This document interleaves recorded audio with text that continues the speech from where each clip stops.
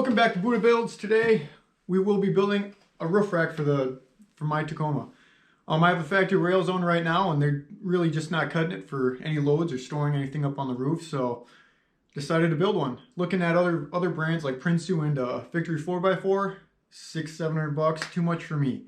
So using less than $200 with materials, I had three things I wanted to accomplish with this roof rack. I wanted it to be under $200.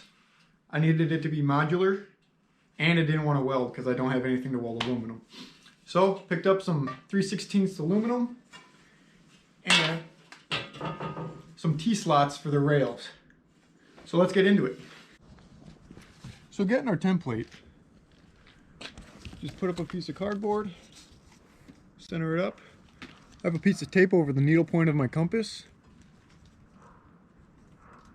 Now we're just going to make it where this end here will still be on the cardboard, so you're probably gonna have to go pretty high up, but I just like starting in the middle.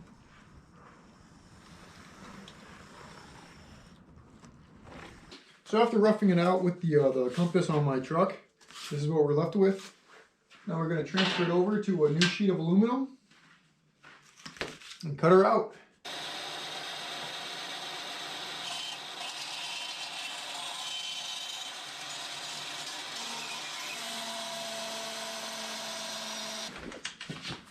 Okay, so I went ahead and got both sides cut out. Now I'm going to clamp them in the bike together. I'm going to knock down all the high spots and low spots and make sure they're even.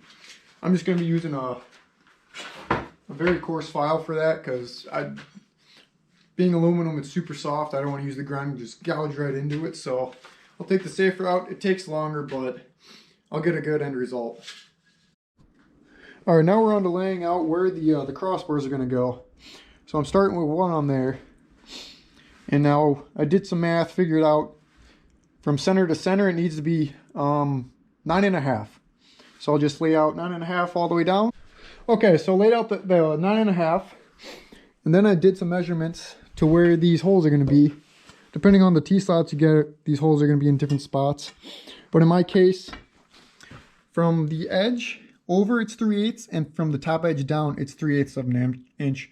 So I went all the way across for my 6 rails.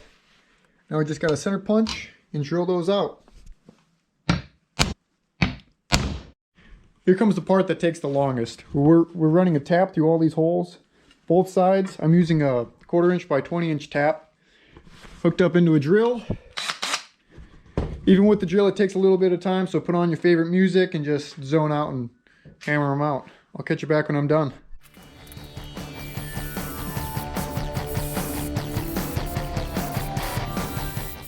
Okay, that took me about 3 John Denver songs, and we got all 6 of these tapped out. I set up one of these temporary tables so I can lay out the whole roof rack and screw it all together for the first mock-up. Then once that's all together, we'll bring it onto the roof of the truck and then lay out where the mounts have to go.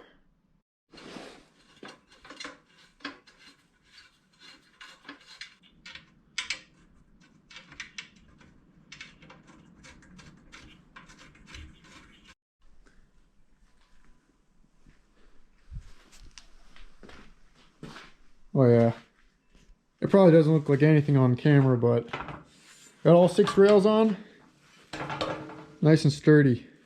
All right, using our last sheet of aluminum, it's time to make our front wind deflector and the mounts that go to it.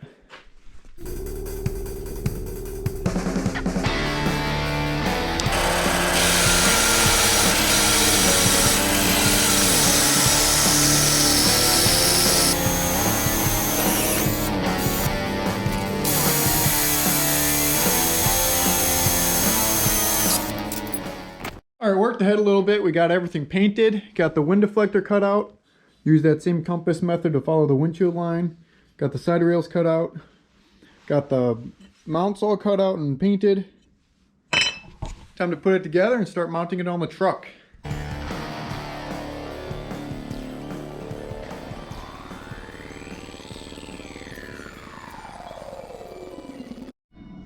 Here's an example of an idea that looks good in your head, but you don't really like it in real life. I had the idea to like make it like swoop in a little bit. I don't know if you can tell it on camera, but it like follows the roof line, how it tapers in a little bit. Thought it was a good idea. Turns out I'm not the biggest fan of it, but if I was to do this again, I'd leave it like the 46 inches or whatever the width would be. But otherwise I like it so far.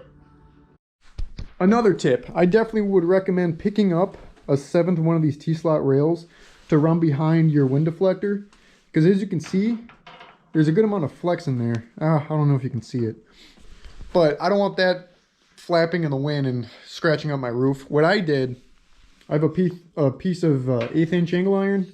I just trimmed up some of this, some of the right angle, just so it did give me the clearance behind the wind deflector, so it doesn't touch my roof.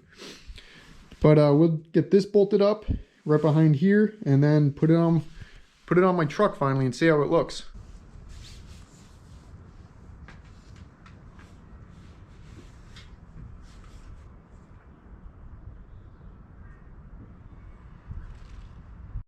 I had it resting on these blocks just to keep it off the roof a little bit. Got it all bolted down, and it is rock solid.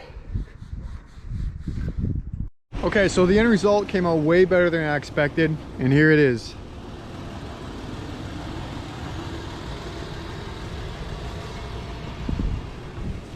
From the top.